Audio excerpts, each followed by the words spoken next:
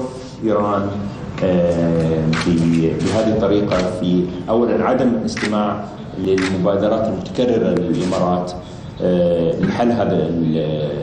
لحل هذا الصراع، لإنهاء هذا الاحتلال، إن كان بالحوار البنائي أو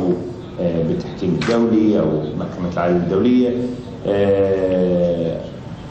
يعد بالنسبة لنا، وأعتقد بالنسبة للكثر،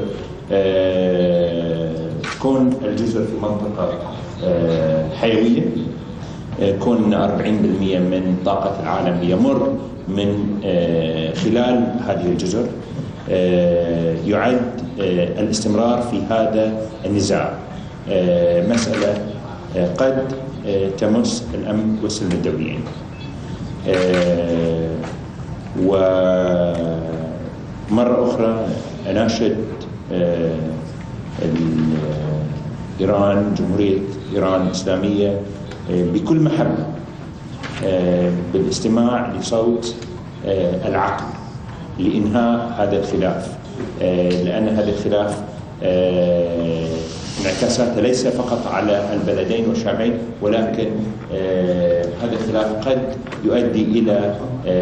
عواقب لا نستطيع لا الإمارات ولا إيران في احتوائها في المستقبل.